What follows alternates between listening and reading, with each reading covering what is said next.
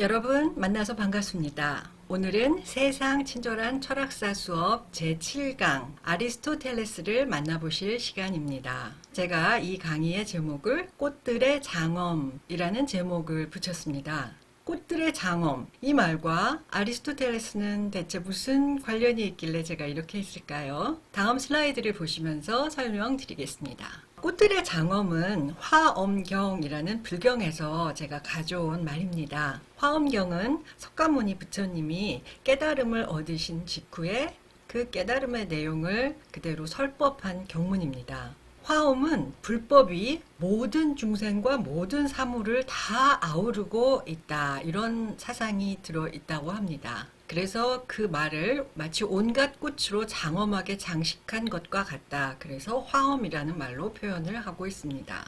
화엄경에 표현된 화엄의 사상은 두 가지인데요. 첫 번째는 모든 존재와 현상들이 서로 다 연결되어 있고 연관되어 있다고 하는 사상입니다. 두 번째로는 모든 존재와 현상 그대로가 바로 그대로 불성의 드러남이라고 하는 사상에 기초하고 있습니다. 모든 존재와 현상들이 서로 연관되어 있다. 또한 모든 존재가 있는 그대로 진실하다. 이런 점에서 아리스토텔레스의 사상이 화엄을 연상시키는 대목이 있어서 제가 제목을 이렇게 붙여보았습니다. 아리스토텔레스나 부처님께서 뭐라고 하실지는 잘 모르겠습니다만은 제가 이 두 가지가 연관이 있는 것 같아서 붙였고요. 특히 모든 존재가 있는 그대로 진실하다고 하는 것은 아리스토텔레스가 스승 플라톤과 대비시켜서 자기의 사상을 이렇게 말하고 있기 때문에 제가 특히 강조를 드리고 싶습니다. 플라톤은 이데아만이 진짜로 있는 것이고 우리가 세상에서 만나는 모든 사물들은 그것의 모상이거나 그림자일 뿐이고 실제로는 진짜 있는 것은 아니다, 이렇게 얘기를 한 반면에 아리스토텔레스는 이 세상 모든 만물이 있는 그대로 진실하다, 이데아 같이 더 진실되게 따로 있는 것은 없다, 이런 면에서 아리스토텔레스의 사상은 플라톤과 상당히 대비되는 것이죠. 아리스토텔레스에 대해서 이야기를 하려면요, 다루는 분야가 굉장히 많았다는 걸로 특징을 지을 수가 있겠습니다. 그런데 역사에서 과거로 거슬러 올라갈수록 한 사람이 여러 분야를 동시에 다루는 경향이 나타납니다. 여러분 잘 아시는 아이작 뉴턴, 사과를 보고 중력을 발견했다, 뭐 이렇게도 전해지는데 이분이 물리학자인 줄만 아셨던 분들이 많으시죠. 수학자이기도 했고요, 연금술사, 역사가, 또 성서신학자이기도 했다고 합니다. 레오나르도 다빈치 한번 볼까요? 이분이 관심을 가지고 전문가로서 업적을 남긴 분야가 이렇게나 많습니다. 회화, 조각, 건축, 광학, 해부학, 유체역학, 거기 써있는 거 다 읽으려면 정말 숨이 찰 정도죠. 지리학, 음악, 다양한 분야에서 활동을 했습니다. 그래서 우리가 여러 분야에서 동시에 재능을 나타내는 사람을 다빈치형 인간, 뭐 이렇게 말하기도 하죠.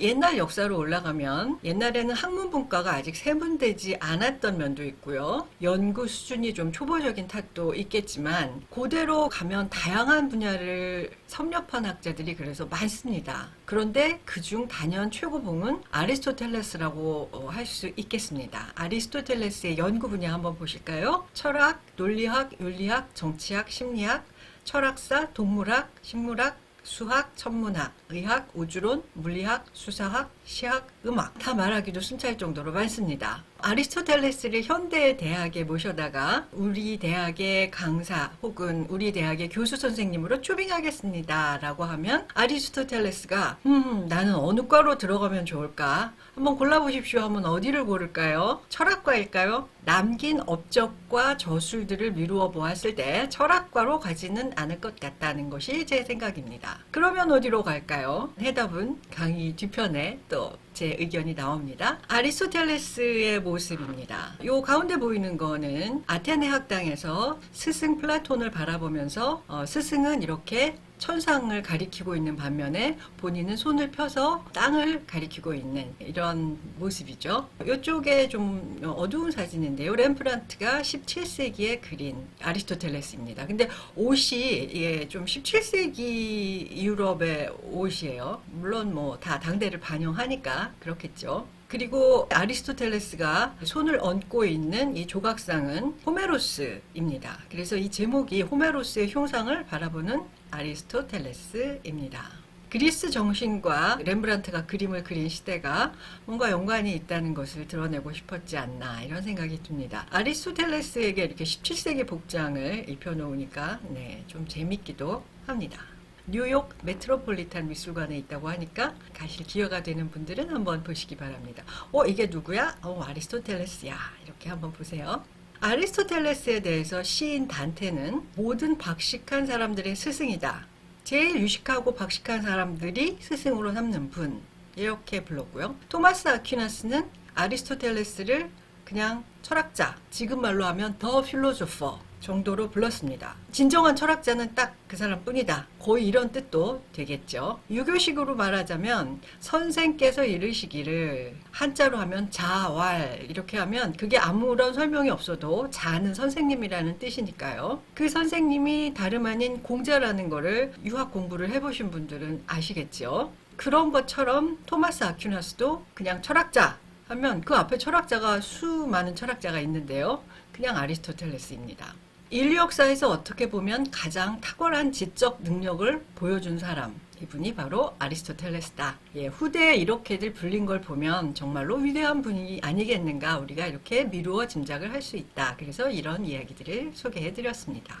아리스토텔레스는 기원전 384년에서 322년까지 생존하셨던 분이고요. 스타게이로스 출신입니다. 스타게이로스는 그리스 북동부의 해안 도시인데요. 당시 그리스의 중심인 아테네에서는 굉장히 뚝 떨어진 외진 곳입니다. 어딘지 한번 보실까요? 스타게이라라고 지금은 되어 있습니다. 이게 현대 요즘의 지도여서 지금은 스타게이라라고 되어 있습니다. 여기 아테네가 있고요. 여기 에게해, 여기 스타게이라, 여기에서 출생을 한 것이죠. 아리스토텔레스의 아버지는 이름이 니코마코스였는데요. 의사하셨다고 합니다. 마케도니아의 왕 아민투스 2세의 주치의였어요. 시의라고도 하는데 이게 왕 전담 주치의라는 뜻입니다. 아버지가 궁정에 사시니까 아들 아리스토텔레스도 같이 궁정에서 기거를 했죠. 그리고 수준 높은 교육을 받았습니다. 아버지는 왕인 아민투스 2세의 주치의이고, 아민투스 2세는 필리포스라는 아들이 있었어요.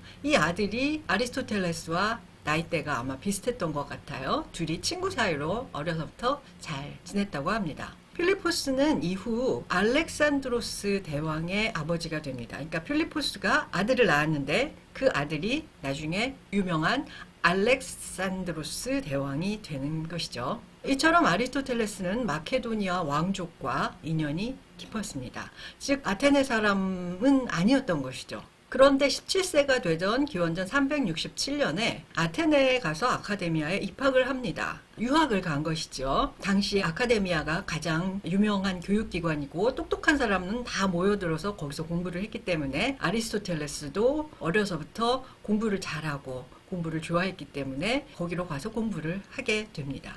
플라톤이 사망한 기원전 347년까지 약 20년 동안 여기서 공부를 하게 됩니다. 30대 후반이 될 때까지겠죠. 당시 아리스토텔레스의 모습에 대한 묘사가 남아있는데 한번 보실까요? 디오게네스 라에르티오스가 전하는 이야기입니다. 아리스토텔레스는 플라톤의 학생들 중 가장 유명했다고 해요. 왜? 너무 똑똑해서. 근데 말투는 어눌하고 말할 때 혀가 경련을 일으키기도 했다. 지금으로 치면 약간 말더듬이거나 그런 게 아닐까 싶은데요. 다리는 가늘고 눈은 작았다. 그런데 옷은 아주 화려하게 입고 반지를 끼고 머리는 짧게 깎았다. 모습이 약간 우아하고 할 것 같지는 않고요. 촌스러울 수도 있겠고 그런 모습으로 전해지네요. 아리스토텔레스의 인품을 전해주는 일화가 있는데요. 유언장에 보면 많은 유산이 있었는데 주변 사람들에게 나누어 주라고 일일이 지시를 했다고 하고요. 자신이 부리던 노예에게 고마움을 표하고 그를 노예 신분에서 풀어주라는 당부도 했고요. 자녀들의 결혼에 대해서 아주 꼼꼼하고 자상한 기록을 남겼다고 합니다. 되게 인간적인 면모가 있는 것 같은 그런 느낌이 듭니다. 아리스토텔레스가 아카데미에서 공부한 시기, 이때는 처음부터 두각을 나타낸 학생이었습니다. 아까 17세에 입학했다고 하는데 굉장히 똑똑해서 두각을 나타냈다고 해요. 플라톤은 그의 명석함에 반해서 아리스토텔레스를 야, 아카데미아의 정신이다, 이렇게 이야기한 적도 있습니다. 아리스토텔레스도 스승 플라톤을 깊이 존경하기는 했지만 결국은 스승의 철학에서 벗어나서 여러 분야에서 플라톤의 가르침을 비판을 하게 됩니다. 스승이 가르친 이데아의 천상세계가 새들의 지저귀임에 불과하다, 이렇게 얘기를 했어요. 플라톤 살아생전에. 플라톤은 망아지가 자기를 낳은 어미에게 하듯이 아리스토텔레스는 나를 차버렸다, 이렇게 서운해 했다고 합니다. 대놓고 비판을 했으니까요. 그런데 아리스토텔레스의 니코마코스 윤리학에 보면 뭐라고 나오냐면요. 진리를 지키기 위해서라면 우리와 아주 가까운 이와의 사사로운 정은 끊어버리는 것이 좋고 또한 마땅히 그래야 한다. 하물며 지혜를 사랑하는 자, 즉 철학자라면 더 그렇다. 친구와 진리 둘 다 소중하지만 진리를 더 존중하는 것이 경건하기 때문에 그렇다. 진리와 친구 중에 혹은 진리와 스승 중에 택하라면 진리를 택해야 한다. 이게 아리스토텔레스의 확고한 입장이었던 거죠. 중세 사람들이 이걸 라틴어로 표현을 했는데요. 플라톤은 친구다. 그렇지만 진리는 더더욱 친구다. 라틴어로 보면 아미쿠스, 이건 친구라는 이름입니다. Quidem Plato sed magis amica veritas, 이렇게 되어 있습니다. 플라톤은 친구지만 sed, 그렇지만 더 친구다. 누구가? 베리타스가. 진리가 더 친구다. 아리스토텔레스는 이데아 이론과 관련된 주제들, 즉 보편자의 실제성, 이데아, 혼의 불멸, 상기설, 윤회설 다 거부합니다. 플라톤이 사망하고 난 후 아리스토텔레스는 20년 동안의 배움을 마치고 아카데미를 떠나게 됩니다. 우리가 생각하기에 플라톤의 애제자였고 가장 똑똑하니까 플라톤이 사망하고 나면 아리스토텔레스가 2대 학장이 되는 게 아닐까? 우리의 지금 상식으로는 그럴 가능성도 있어 보이죠. 그런데 당시에는 가족 경영이라고 해야 될까요? 조카가 2대 학장이 되었다고 합니다. 이름은 스페오시포스. 스페오시포스는 수학과 철학을 굉장히 중요하게 생각한 인물이었고요. 아리스토텔레스가 보기에는 학문적 관심의 폭이 좀 협소한 사람이었던 것 같아요. 그런데 자기가 학장이 안 됐다고 해서 화가 나서 아리스토텔레스를 떠난 것은 아니고요. 정치적인 이유였어요. 도망치듯이 아테네를 좀 황급히 떠나게 됩니다. 당시 마케도니아의 필리포스 왕이 그리스 여러 도시를 위협하기 시작합니다. 이 필리포스 왕이 아리스토텔레스와 동년배 나이였죠. 그러니까 아테네도 마케도니아가 침략을 할 그런 위기에 처해 있었던 것이죠. 그러다 보니까 아테네의 반 마케도니아 정서가 팽배합니다. 자기네를 침략하려고 하니까 마케도니아를 꺼리고 싫어하는 이런 분위기가 가득 찼던 것이죠. 아리스토텔레스는 마케도니아의 왕 필리포스랑 같이 성장한 친구 사이니까 너 마케도니아 편이지? 사람들이 다 이렇게 쳐다보는 거예요. 아테네 사람들이. 그러니까 아테네에 계속 머무를 수가 없어서 아카데미아를 떠나서 친구들이 있는 소아시아로 가게 됩니다. 아소스, 소아시아는 지금의 그 터키 서쪽 해변, 이오니아에 있는 그쪽입니다. 아소스에서 3년, 미틸레네에서 3년 동안 머물며 자기 연구를 이어가죠. 아리스토텔레스가 제일 좋아한 주제는 생물학이었던 것 같습니다. 왜 이렇게 말씀을 드리냐면 아리스토텔레스가 남긴 저술에서 가장 많은 부분을 차지하고 있는 것이 생물학이기 때문에 그렇습니다. 특히 해양 생물학, 그 바닷가에서 많이 살아서 그런지 해양 생물학 쪽에 아주 연구를 깊이 있게 많이 했습니다. 거의 다윈에 이르기까지 이렇게 동물의 종과 유를 자세히 기록하고 연구한 사람이 없다고 할 만큼 생물학에 아주 조예가 깊었고요. 연구를 많이 했습니다. 그래서 아리스토텔레스가 요즘 대학에 초빙된다면 어느 과로 가실래요? 하면 당연히 생물학과로 가지 않았겠는가? 이게 제 추측입니다. 제 추측일 뿐만 아니라 아리스토텔레스를 연구하는 다른 분들도 그런 얘기를 많이 하시죠.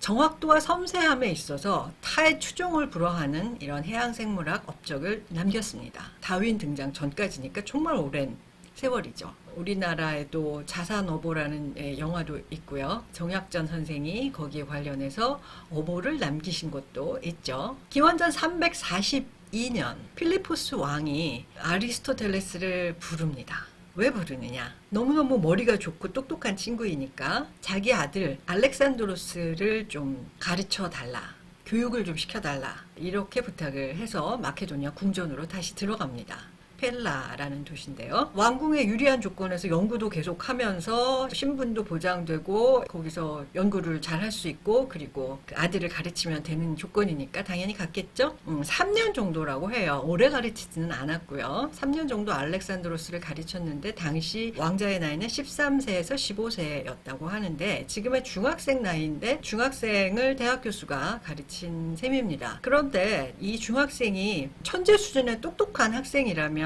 대학 교수의 가르침을 쏙쏙 받아들였겠죠. 근데 알렉산드로스 대왕은 그 13세에서 15세 되는 시기에 이렇게 지적으로 명민하거나 탁월한 사람은 아니었던 것 같아요. 평범한 10대 소년이고 우애의 소질이 있고 이런 소년이었던 것 같습니다. 알렉산드로스의 대왕의 삶이나 통치 과정은 아리스토텔레스의 이론과 상관이 있는 게 거의 없습니다. 그러니까 교육의 효과가 그다지 많지는 않았던 것 같아요. 그런데 이 인연, 알렉산드로스 대왕과 아리스토텔레스가 맺은 인연이 두고두고 아리스토텔레스에게는 도움이 됩니다. 나중에 알렉산드로스가 왕이 되어서 그리스 전역을 점령하고 아주 거대한 그런 제국을 이루게 됩니다. 그러니까 아테네도 역시 마케도니아 왕국 알렉산드로스의 지배하에 들어가게 되죠. 그러니까 알렉산드로스의 후원을 받아서 다시 아테네로 돌아옵니다. 기원전 335년. 아테네에 오자마자 아카데미아를 본떠서 자기도 학교를 하나 세우는데요. 아폴론 신전 경내에 있는 리케이오스라는 곳에 세웠다고 해서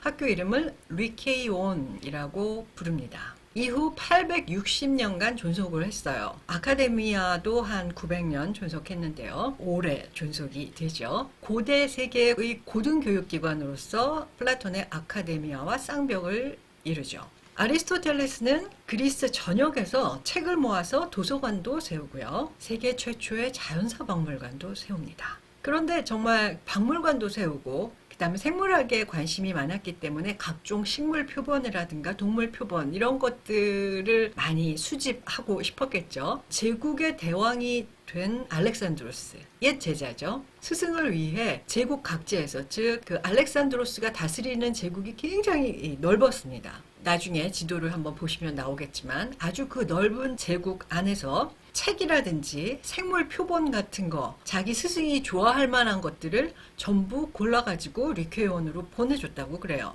그 업무만 전담하는 관리가 따로 있었을 정도라고 하니까 아리스토텔레스는 연구하기에 정말 좋았겠죠. 제가 아까 아리스토텔레스가 알렉산드로스와 맺은 인연이 굉장히 소중하다고 그랬는데 이 알렉산드로스의 전폭적인 후원으로 연구가 아주 많은 결실을 맺게 됩니다. 제자가 스승님을 많이 도와준 거죠.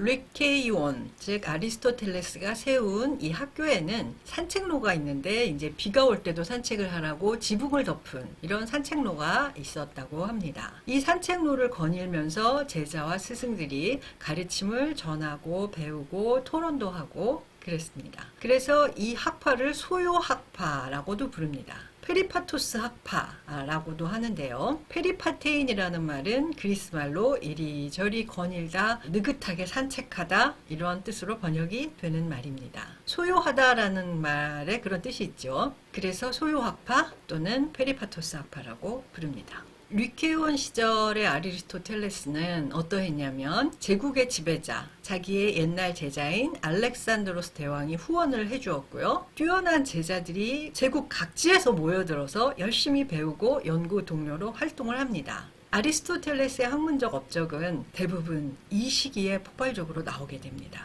다양한 학문 분야에서 이제까지 볼 수 없었던 지식이 폭발적으로 산출된 굉장히 생산적인 시기였던 것이죠. 학자로서는 정말 더할 나위 없었을 것 같아요. 왜냐하면 제국의 대왕의 든든한 후원을 받았었으니까요. 자, 그러다가 아테네를 떠나게 되는데요. 기원전 323년 알렉산드로스 대왕은 젊은 나이, 33세라는 젊은 나이에 사망하게 됩니다. 아테네는 당장 마케도니아를 쫓아내고 독립을 하기를 원했고요. 마케도니아의 우호적이었던 인사들을 구박하고 쫓아내고 숙청하고 이러기에 이릅니다. 아리스토텔레스도 사형까지는 아니어도 불경죄로 어쨌든 기소가 됩니다. 철학자들을 사상을 탄압하는 법은 그 당시에 늘 불경죄였던 것 같아요. 경건하지 못하다. 아낙사고라스, 프로타고라스, 그리고 소크라테스 모두 똑같은 죄목으로 기소가 되었었죠. 아리스토텔레스는 미련 없이 아테네를 떠납니다. 이 부분에 있어서 소크라테스와 굉장히 대비되죠. 재판이 열리기 전에 조용히 탈출을 해요.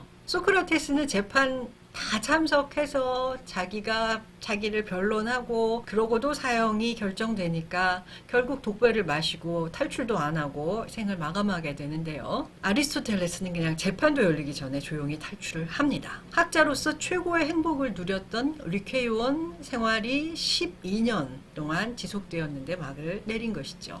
아리스토텔레스가 아테네를 탈출하면서 뭐라고 했냐면 아테네인들이 철학의 두 번째로 죄를 짓지 않게끔 하려고 나는 간다. 소크라테스를 염두에 두고 한 말이죠. 소크라테스를 그렇게 죽인 것이 아테네인들의 죄였다면 또 나도 남아있어서 나까지 죽으면 아테네인들이 두 번 죄 짓는 거잖아. 그렇게는 하지 말아야지. 네, 이러면서 아테네를 떠납니다. 어머니 고향, 그러니까 외가 식구들이 있는 곳이겠죠. 칼키스 섬으로 갔는데요. 1년 후 위장병으로 결국 사망하기에 이릅니다. 아리스토텔레스의 일생에 대한 이야기 여러 개 말씀드렸습니다. 자, 저술에 대해서 좀 말씀드리도록 할게요. 아리스토텔레스는 책을 많이 썼습니다. 플라톤처럼 대화편이 아니고요. 예를 들면 형이상학의 처음 줄은 뭐냐면 인간은 누구나 알기를 원한다. 뭐 이런 줄로 시작을 해요. 그러니까 지금 우리가 보는 철학책, 뭐 칸트의 철학책, 뭐 로크의 철학책 이런 거 보면 독백체로 그렇게 쭉 써나가죠. 대화체가 아니라 이런 저술로는 아리스토텔레스가 이제 처음이죠.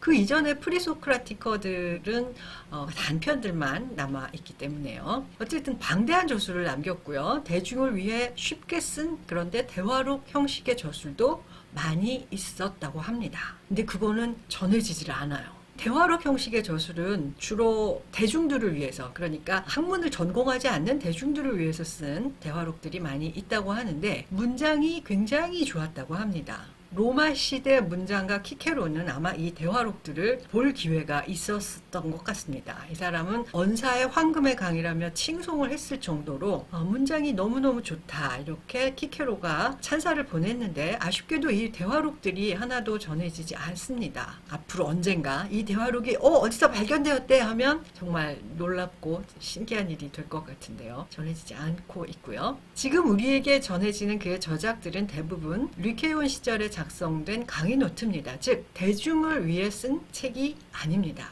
학생들에게 강의하려고 만들었던 강의 노트. 아리스토텔레스 자신이 쓴 걸 수도 있고요. 강의를 들은 제자들이 받아 적은 것일 수도 있습니다. 정확진 않아요. 전부 다 나중에 필사로만 전해지기 때문에 원본은 다 소실되었겠죠. 필사하고 필사한 것들이 전해지는 것이기 때문에 누가 이거를 한 건지 분명치 않습니다. 강의 노트여서 문장이 간결하고 무미건조하고 내용은 치밀하고 분석적입니다. 공부를 하려고 모인 학생들을 대상으로 한 것이기 때문에 어려운 내용도 많습니다. 그리고 조각조각 글들이 다 흩어져 있었어요.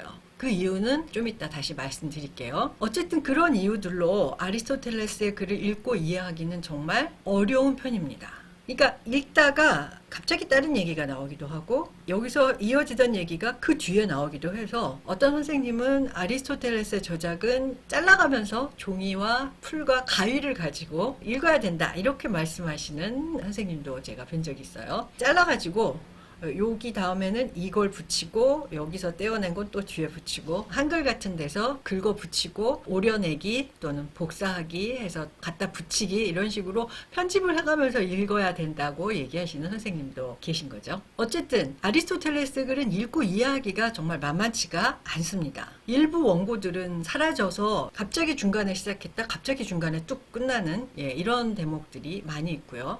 왜냐하면 일부 원고들이 뭉텅이로 사라졌기 때문에. 또 세월이 흐르면서 아리스토텔레스가 예전에 했던 얘기와 한 20년 지나서 하는 얘기가 또 전혀 다른 얘기를 하기도 합니다. 그래서 읽고 이해하기가 어려운 부분이 많아서 연구를 좀 많이 한 사람들의 도움을 받아가면서 우리는 그의 저작을 접할 수가 있죠. 어쨌거나 아리스토텔레스와 제자들은 엄청난 양의 두루마리 뭉치를 남겼습니다. 아리스토텔레스는 아테네를 급히 떠났어요. 왜? 재판이 열리기 전에 탈출했다고 그랬죠. 재판이 열리면 최소한 감옥행이니까 그렇게 하기 싫어서 이제 급히 떠나려다 보니까 주변을 정리할 상황이 안 되었고 그럴 경황이 없었습니다. 그래서 자신의 많은 저작들, 두루마리들이 제대로 관리가 되지 않았어요. 이게 이리저리 떠돌다가 어느 지하 창고에 파묻혀서 지난 한 200년 정도를 방치가 됩니다. 그러다가 기원전 1세기 어느 서적 수입가가 이 원고들을 발견을 합니다. 원고 뭉치는 원정 왔던 로마군에 의해서 로마로 옮겨지고요. 원고의 진가를 제대로 아는 어떤 인물이 이 원고를 발견하게 됩니다. 이 사람은 로도스 출신의 안드로니코스라는 사람인데요. 방대한 원고를 내용에 따라서 분류 편찬하고, 그러니까 원고가 막 뒤섞여 있었을 거예요. 생물학 원고, 철학 원고, 윤리학 원고, 정치학 원고 이런 것들이 다 뒤섞여 있는 거죠. 내용에 따라서 요건 요거끼리, 요건 요거끼리 이렇게 조각조각 또는 낱장으로 흩어진, 그리고 어떤 부분은 떨어져 나가고 없고 뭐 이런 것들을 이렇게 모아서 분류 편찬하고 아리스토텔레스 전집이라는 제목으로 출판을 합니다. 코르푸스 아리스토텔리쿰. 요거를 로마 판본이라고 합니다. 로마 판본은 네 부분으로 구성이 되어 있어요. 그러니까 아리스토텔레스가 이렇게 네 부분으로 구성한 것이 아니라는 점을 여러분들이 아셨으면 좋겠습니다. 누가 그럼 이렇게 편집을 하고 아리스토텔레스의 저작을 나누었느냐? 아리스토텔레스 자신이 아니고요. 안드로니쿠스입니다. 형이상학 6권 1장에 보면 인간의 활동을 안다, 행한다, 만든다로 나누고 있습니다. 여기에 의거해서 안드로니코스가, 물론 다 자기 마음대로 한 것은 아닌 거죠. 아리스토텔레스가 인간의 활동을 이렇게 나눈 거니까요. 아는 행동, 그리고 실천하는 행동, 그리고 뭔가를 제작하는 행동, 이렇게 세 가지로 나누어서 거기에 따라 인간의 지식도 이론적인 암, 실천적인 암, 그리고 제작하는 암, 이렇게 세 가지로 나눈 겁니다. 그래서 로마 판본은 학문을 이론학, 실천학, 제작학으로 세 등분하게 되고요. 이 세 가지 말고 따로 공부를 하기 위해서 예비적으로 알아야 되는 내용, 그게 학문의 방법론으로서 논리학, 이렇게 해서 네 가지 부분으로 아리스토텔레스의 저작을 나누게 됩니다. 논리학은 예비학이어서 이 학문을 하기 전에 일단 이거를 알아야 돼요. 사람이 논리적으로 생각을 해야 학문을 할 수 있겠다. 그래서 논리학을 예비학문으로 공부를 먼저 하고요. 이론학에는 형이상학, 자연학, 수학, 실천학에는 윤리학, 경제학, 정치학, 제작학에는 모방예술, 수사학, 시학. 제작이라는 것은 우리가 생각하기에 뭐 책상을 만들거나 컴퓨터를 만들거나 이런 제작이 아니고요. 시를 짓는 것, 그 다음에 수사학, 이거는 말을 하고 글을 쓰는 원고를 제작하는 거죠. 그리고 뭔가 모방하는 예술, 그러니까 그림을 그린다든지 이런 것들. 그러니까 제작학 쪽은 약간 예술학, 그러니까 예술 작품을 만드는 이런 것들과 관련이 있습니다. 자연학이라고 하는 분야가 가장 원고의 양은 방대한데요. 천문학, 뭐 물리학, 생물학 이런 것들이 다 자연학에 들어 있습니다. 이론학은 지식 자체를 목적으로 하고, 실천학은 실천적인 지혜를 탐구하고, 제작학은 기술적 지혜를 탐구한다. 실천학이라고 하는 것에 윤리학, 우리가 어떻게 행동할 것인가, 그리고 경제는 어떻게 할 것인가, 정치를 어떻게 해야 되나, 이런 것들이 실천학에 들어 있었습니다. 이게 안드로니코스의 학문 분류 체계입니다. 이 로마 판본, 안드로니코스가 했던 로마 판본은 19세기까지 아리스토텔레스 연구의 표준 판본으로 자리매김이 되었습니다. 19세기까지는 이 로마 판본을 표준 판본으로 삼아서 아리스토텔레스 연구를 해왔고요. 19세기에 문헌학자 임마누엘 베커가 나중에 새로 그 이후에 발견된 아리스토텔레스 저작을 보충해서 새로 편집하게 됩니다. 이것이 현재 우리가 표준으로 삼는 판본인데요. 이 판본을 베커 판본이라고 합니다. 아리스토텔레스 연구자들은 베커 판본을 기준으로 해서 페이지 번호를 붙입니다. 다음 페이지에 그림이 나올 텐데요. 이게 아리스토텔레스 전집 베커 판본의 184쪽입니다. 이 부분은 소피스트 논박이라는 글이 끝나고요. 자연화학이 시작하는 부분입니다.